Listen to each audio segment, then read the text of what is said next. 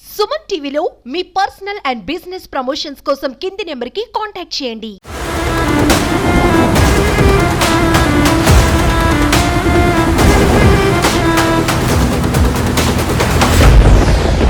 Welcome to Suman TV. Telugu రాష్ట్రాలకి మళ్ళీ భారీ వర్ష సూచన ఉన్నట్టుగా తెలుస్తుంది. ముఖ్యంగా తెలంగాణలో అనేక ప్రాంతాల్లో మోస్తరు వర్షాలు కురిసే అవకాశం కనిపిస్తుంది.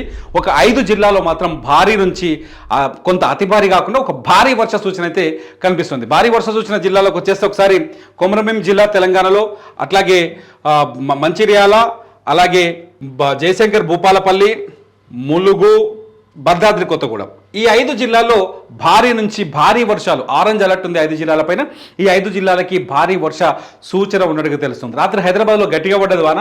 ఇకపోతే తెలంగాణలో మిగతా జిల్లాల్లో ఒక 4 జిల్లాలు తప్ప మిగతా జిల్లాల్లో మోస్తరు నుంచి చినుకుల్లాగా తుంపర్ల కంటే కొంచెం గట్టిగా వాన పడే అవకాశం కనిపిస్తుంది. ఇదంతా ఎల్లో అలర్ట్ని జారీ చేశారు. మొత్తానికి ఇవాళ కూడా తెలుగు రాష్ట్రాలకి వర్షం ఉంది కాబట్టి మీరు కొంచెం జాగ్రత్తగా ఉండడం బెటర్. ఎక్కడైతే నిన్నమన్న వర్షంతో అతలాకుతలమైన ఖమ్మం, ములుగు, మహబూబాబాద్, సూర్యాపేట జిల్లాల్లో అక్కడి ప్రజలు కొంచెం జాగ్రత్తగా ఉండడం బెటర్. ఎందుకంటే ఇప్పటికే వాన పడ్డది, ముంపులున్నాయి, వాగులు పొంగుతున్నాయి, చెరువు కట్టలన్నీ తడిసిపోయి ఉన్నాయి, కుంటల కట్టలను తడిసిపోయినాయి.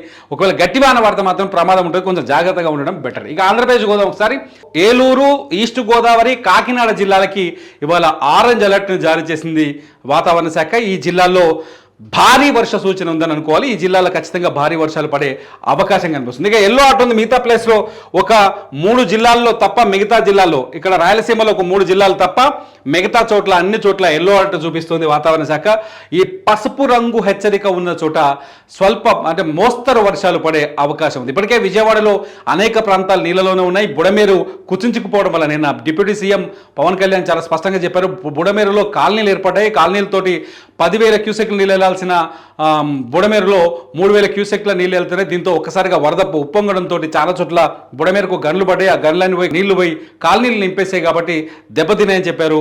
వాతావరణ శాఖ అదే చెప్తుంది, ముఖ్యమంత్రి అదే చెప్తున్నారు, ప్రభుత్వం అదే చెప్తుంది. కొంచెం జాగ్రత్తగా ఉండడం బెటర్. మళ్ళీ విజయవాడ మీద వర్షం పడొద్దని మనం కోరుకుందాం.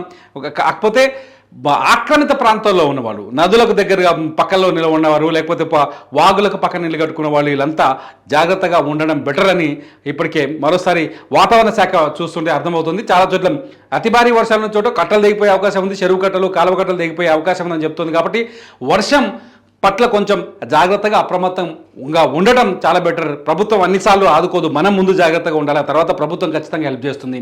కాబట్టి మనం ముందు ఎడ్యుకేట్ అయి ఉండాలనే ఉద్దేశంతో ఈ వీడియో చేస్తున్నాం. చూస్తూనే ఉండి మరిన్ని వెదర్ అప్డేట్స్ కోసం సుమన్ టీవీ.